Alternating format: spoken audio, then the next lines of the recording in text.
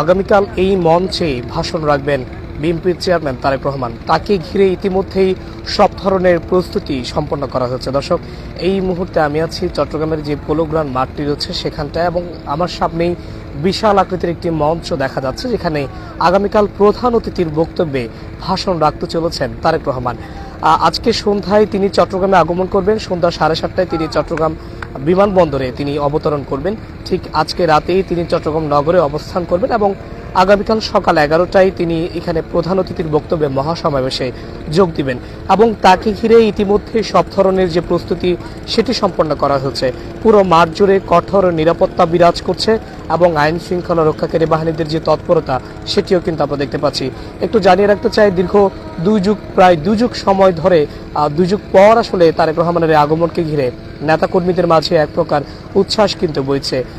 পুরো চট্টগ্রামেই এক প্রকার সাজ রব। পুরো চট্টগ্রামের বিএনপির অঙ্গ সংগঠনের যে সকল নেতাকর্মীরা রয়েছেন তারা ইতিমধ্যেই তাদের যে আগমন, তারেক রহমানের আগমনকে ঘিরে উৎসবমুখর এবং ঈদের আমেজ কিন্তু তাদের মধ্যে বইছে।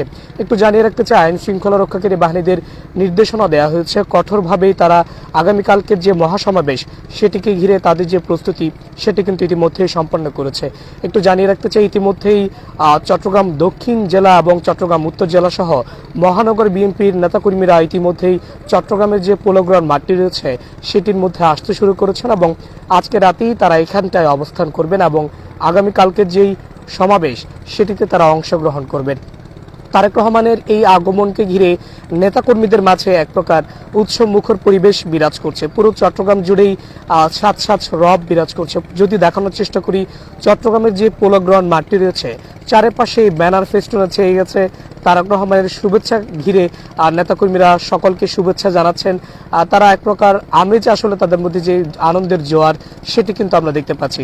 যদি একটু জানিয়ে রাখতে চাই, মাঠের যে প্রস্তুতি সেটি আমরা দেখছি ইতিমধ্যেই সম্পন্ন হয়েছে। পুরো মাঠের মঞ্চ প্রস্তুত থেকে শুরু করে 10 লাখ মানুষের সমাগমকে ঘিরে যে প্রস্তুতি থাকার কথা সেটি আসলে ইতিমধ্যেই সম্পন্ন হয়েছে। নেতাকর্মীদের সাথে আমরা কথা বলার চেষ্টা করেছি। তারা আমাদেরকে যেমনটি জানিয়েছেন যে আগামীকাল 10 লাখেরও বেশি মানুষের সমাগম ঘটবে বলে তারা প্রত্যাশা করছেন, এবং এই 10 লাখ মানুষের সমাগমকে ঘিরে যে ধরনের প্রস্তুতি থাকার কথা সেটি আসলে ইতিমধ্যেই এই যে পোলোগ্রাউন্ড মাঠ, ঐতিহাসিক যে পোলোগ্রাউন্ড মাঠটি রয়েছে সেটিতে সম্পন্ন হয়েছে। আর যদি একটু জানিয়ে রাখতে চাই যে সবশেষ 2005 সালে তারেক রহমান চট্টগ্রামে এসেছিলেন, এবং ঠিক দীর্ঘ 2 যুগ সময় ধরে পর আসলে তারেক রহমানের এই আগমনকে ঘিরে চট্টগ্রামবাসীর মধ্যে এক প্রকার উৎসবের আমেজ কিন্তু বইছে।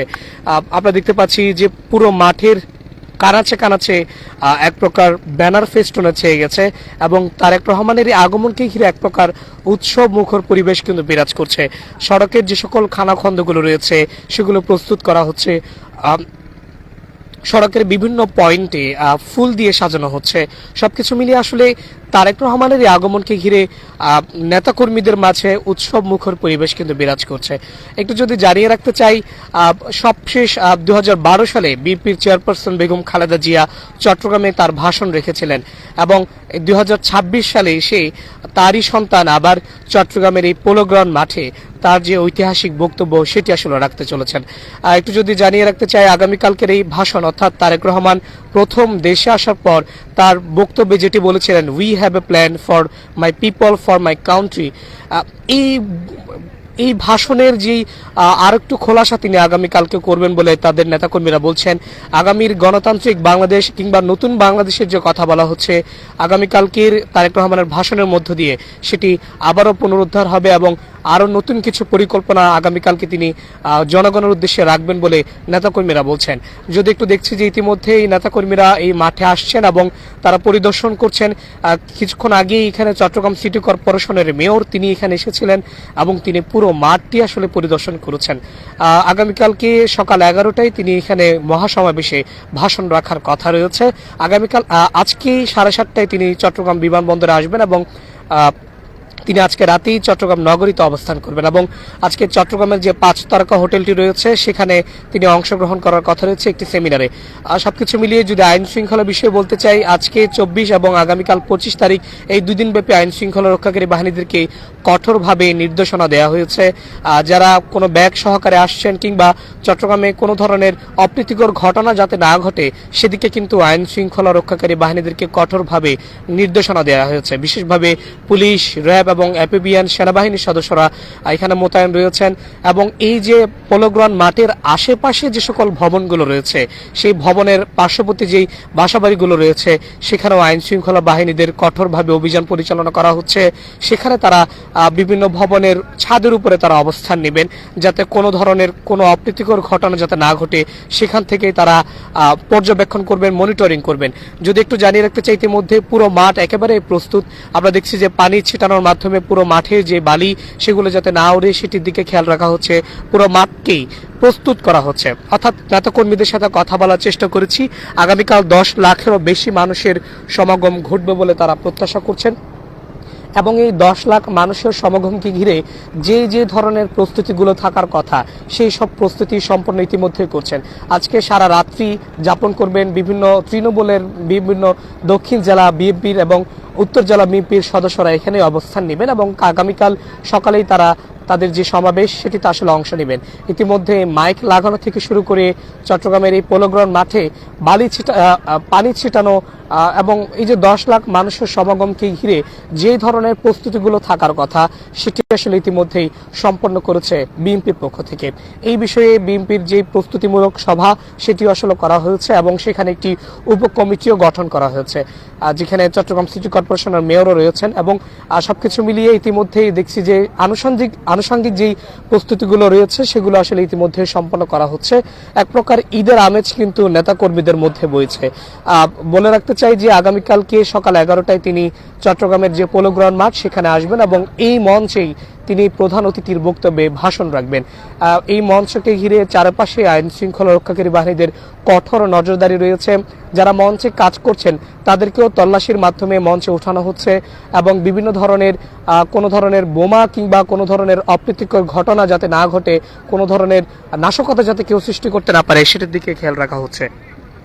আমরা দেখছি ইতিমধ্যেই মঞ্চে চট্টগ্রাম সিটি কর্পোরেশনের মেয়র তিনি পর্যবেক্ষণ করছেন এবং তিনি মঞ্চে ঘুরে ঘুরে দেখছেন সবকিছু ঠিক আছে কিনা এবং আমরা দেখছি যে বিএনপির মীর হেলাল, আবু বকর সহ বিএনপির মহানগরের যে সকল নেতাকর্মীরা রয়েছেন তারা ইতিমধ্যেই এই মঞ্চ পরিদর্শন করছেন এবং যে ধরনের নির্দেশনা দেওয়ার কথা সেগুলো আসলে দিচ্ছেন এবং আগামীকালকের প্রস্তুতিকে ঘিরে আগামীকালকের সভাকে ঘিরে সব ধরনের প্রস্তুতি আসলে তারা সম্পন্ন করছেন এবং তারা গণমাধ্যমের সঙ্গে কথা বলছেন এবং তারা আরো জানিয়েছেন যে আগামীকাল যেহেতু 10 লাখ মানুষের সমাগম ঘটবে বলে তারা প্রত্যাশা করছেন, সেই জন্য এই যে পোলোগ্রাউন্ড মাঠে সব ধরনের যে প্রস্তুতি সেটি আসলে তারা ইতিমধ্যেই সম্পন্ন করেছেন।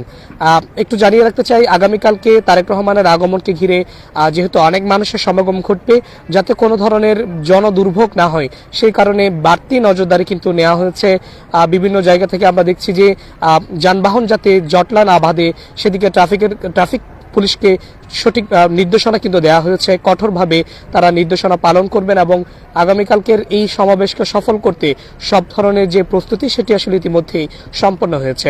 যদি আমেজের কথা বলতে চাই, নিশ্চয়ই যেহেতু প্রায় 21 বছর পর তারেক রহমানের আগমন ঘটছে চট্টগ্রামে, সেই কারণে আসলে বাড়তি আমেজ দেখতে পাচ্ছি এবং নেতাকর্মীদের মাঝে এক প্রকার ঈদের আমেজ কিন্তু বইছে। তারা বলছেন তাদের প্রিয় নেতাকে সামনাসামনি দেখবেন, সেই কারণে বাড়তি উন্মাদনা কিন্তু তাদের মধ্যে কাজ করছে এবং এই নেতাকে সামনাসামনি দেখতে তারা অধীর আগ্রহে কিন্তু অপেক্ষা করছে। পাশাপাশি আইন শৃঙ্খলা পরিস্থিতি নিয়ে যদি একটু বলতে চাই, সেনাবাহিনী, পুলিশ এবং র্যাব সদস্যরা যৌথভাবে কিন্তু আগামীকাল এখানে দায়িত্ব পালন করবেন। আজকে থেকেই তারা তাদের যে কঠোর সতর্কতা অবস্থান সেটি কিন্তু সতর্ক অবস্থানে থাকবেন। পাশাপাশি আমরা যতটুকু দেখছি যে সাদা পোশাকে পুলিশ, গোয়েন্দা সংস্থার পুলিশ কিন্তু এই যে মাঠের চারপাশে কিন্তু তারা রয়েছেন।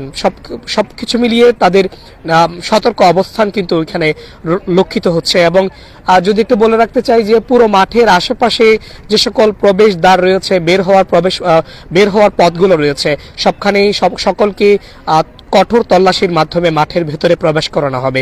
যারা ব্যাগ নিয়ে মাঠের মধ্যে প্রবেশ করবেন তাদেরকে কঠোরভাবে তল্লাশির মাধ্যমেই তাদের ব্যাগ যাচাই বাছাইয়ের মাধ্যমে তাদেরকে চট্টগ্রামের এই পোলো গ্রাউন্ড মাঠে কিন্তু প্রবেশ করানো হবে।